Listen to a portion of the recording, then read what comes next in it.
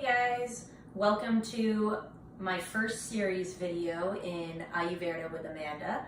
Tonight I'm going to be showing you how to make ghee, which is really a simple process. It's just clarified butter, and if you make it yourself or have me make it for you, it's a lot cheaper than buying it in the stores. So what you do first is get yourself some organic unsalted butter. You're going to want a pretty heavy bottomed stainless steel pot to cook it in, and turn your heat up to medium high to get started.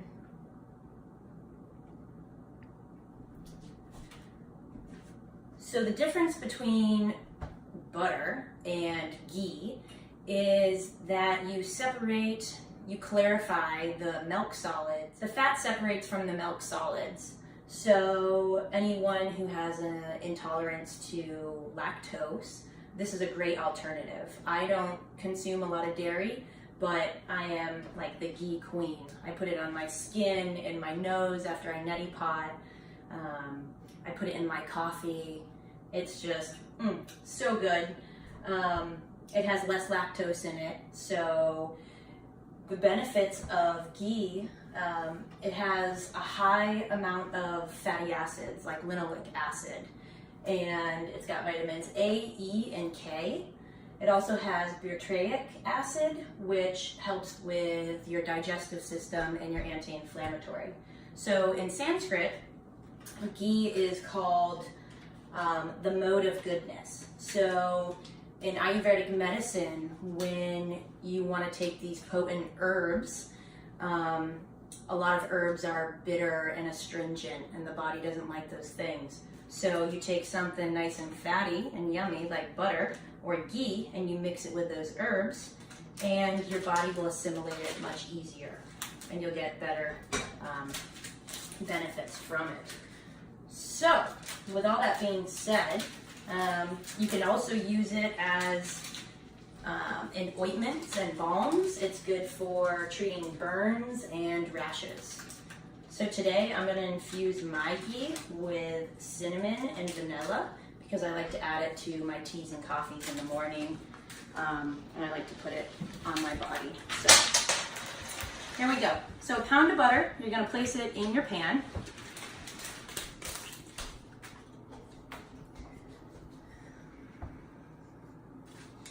And you're pretty much just gonna sit here and watch it cook.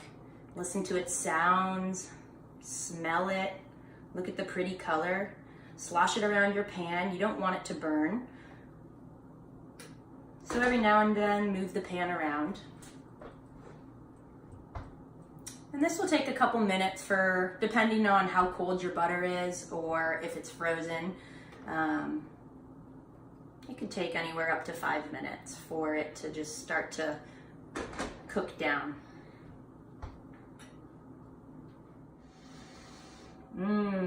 All right, so the butter's starting to cook down. Come get a closer look of what's happening here. So you can start to hear it about to boil. You want to hear that little blurp blurp gulp sound. The ghee gulps is what I call it, or the ghee gurgles. So once you start seeing a film kind of rise to the top, just make sure you keep moving it around.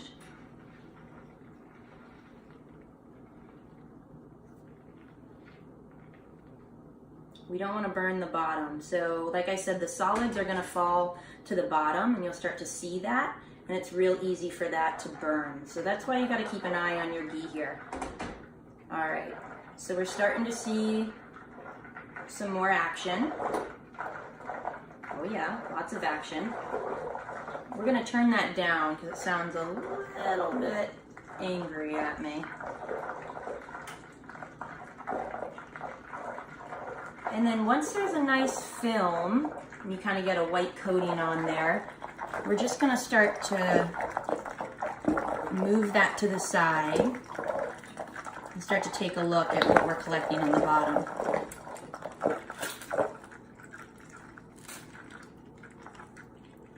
I turn the heat down a little bit more.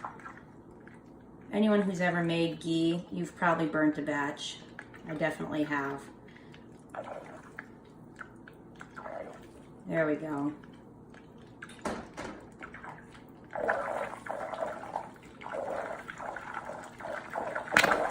Whoa, watch out. So we're going to turn it down to about medium. And we're going to start to skim the fat from the top.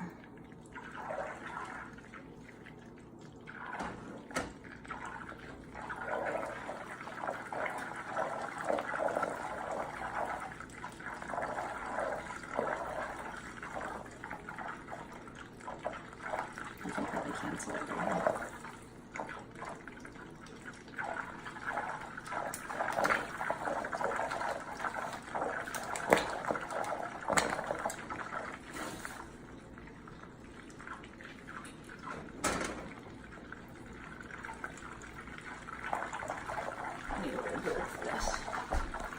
So I'm just going to skim a little bit of the fat from the top.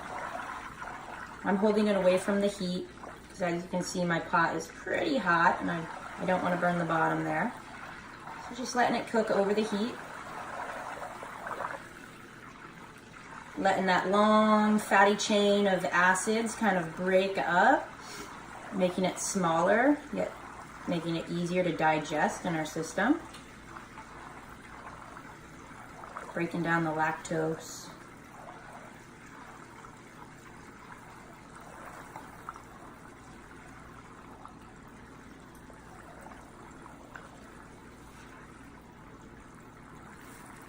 You'll start to see it gain kind of a golden color. They say ghee, and I think the process of making ghee is very sattvic, so it's very harmonious.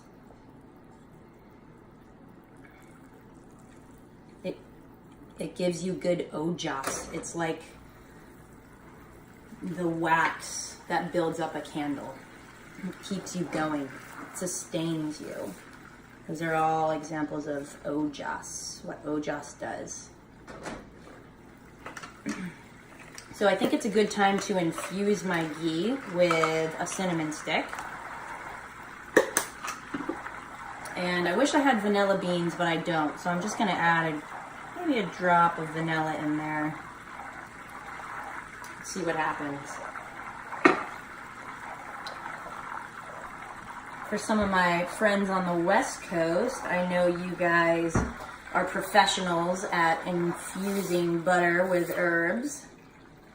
So this is probably nothing new to you. So, like I said, you can infuse ghee with lots of different herbs. You could do a rosemary and thyme. You could do garlic infused, or like I'm doing, something sweet. Also, I hope to infuse some ghee with some Ayurvedic herbs like shatavari. Make it for my new mamas out there. Give them some ojas, some power. So now the boil has started to slow down. You start to see little bubbles, and you can see that the solids have fallen onto the bottom of the pan. We've got a nice kind of caramel golden color. So I think this is a good time to take it off the heat and strain it through our cheesecloth. So you want a glass jar, a cheesecloth. If you don't have cheesecloth, then you can get a coffee filter. And I like to put it over a fine mesh sieve. All right, so let's see how I do here. I can smell the cinnamon, so I know it's just about ready.